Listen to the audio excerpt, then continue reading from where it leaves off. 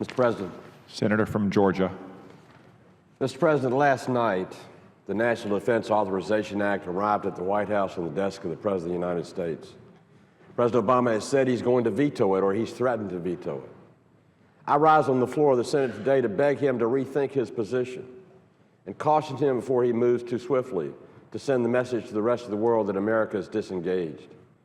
If he vetoes the National Defense Authorization Act, he is convincing and confirming for Vladimir Putin, Kim Jong-un, the Chinese government, the Ayatollahs in Iran, and the rest of the world that America is relegating itself to a spectator on the sidelines of world affairs rather than the beacon of hope for the oppressed, those in search of democracy, and those who are at the foot of dictators. It is time that we've made sure our military was funded and authorized to the levels that are necessary to confront the world's challenges, which are more today than I have ever seen them.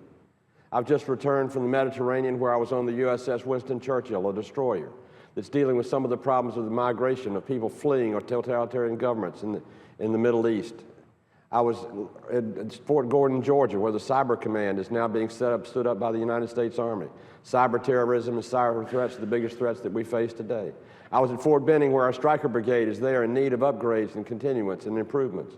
I was at Moody in Valdosta, Georgia, where the A-10s are housed, but they're going away unless we extend them, and this Defense Authorization Bill will do that.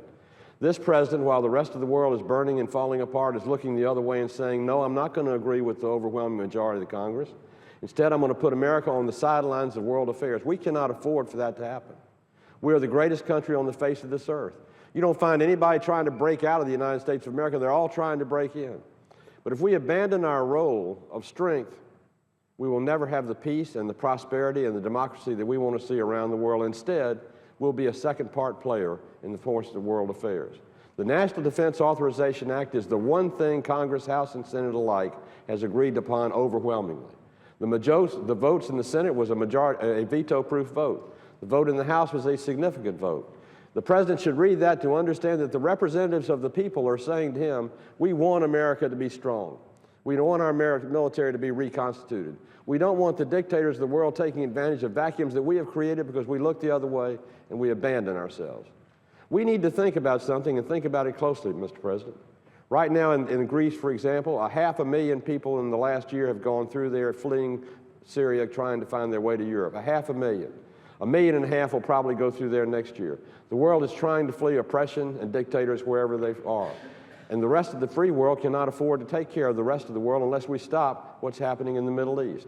Bashar al-Assad should be stopped. The Russians should be asked to retrench and come back, and we should get back to the table of being the strongest power in the world and be an effective player in the Middle East and being a power that is feared rather than one that's looked at and wondered about. America is abandoning its role that it's always held since the end of World War II, and it will be a shame for us to do that.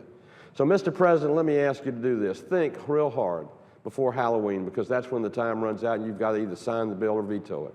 Think real hard about the America that you took over running as President of the United States 7 years ago. Think about how we got to where we are today. Think about all those who've sacrificed and who've lived and who have died in some cases to keep America free. Are you going to look them in the face or their memory in the face and say to them, you know, I'm just not going to reauthorize the National Defense Authorization Act. I'd rather play politics with those who fought and risked their lives to the United States of America. In closing my remarks, I want to tell you what we did in NDAA, because I want the people of Georgia and the people of America to understand what the President will be vetoing. He'll be vetoing improvements in our Cyber Command as we move our new Cyber Command of the United States Army to Fort Gordon. He'll be saying to Guantanamo Bay, it's okay, we can move the rest of the prisoners to Guantanamo Bay and move them into the United States of America and close it, because the NDAA bill prohibits that from happening. He'll be able to say to Stryker Brigade units, you'll just have to wait a little bit longer for modernization. He'll have to say to our Marines on the ground in Afghanistan and in the Middle East, we're going to do away with the A-10 Warhawk, so you won't have the close air support you have to have in the infantry and the military to fight the battles of the 21st century. He'll be saying to our veterans who come back home from around the world, no, we're not going to do job training so that you can peacefully transfer from a military improvement to a meaningful job in the private sector. And you'll say to husbands and wives from military families, we're taking away your basic housing allowance because there are two of you in the same family getting it, and we're cutting it in half. Even though you signed up for a program that guaranteed you would get it, we're cutting it in half and taking it away. I don't want to be part of a country that says that to the men and women who volunteered to fight for us. Let's send the right message to the rest of the world. Let's sign the National Defense Authorization Act. Let's not play politics with those who risk their lives. Let's remember we still are in America the greatest country on the face of this earth. God has blessed us, but with that blessing comes responsibility. It means the President should act decisively, and act now, and not veto the National Defense Authorization Act. And I yield back the balance of my time.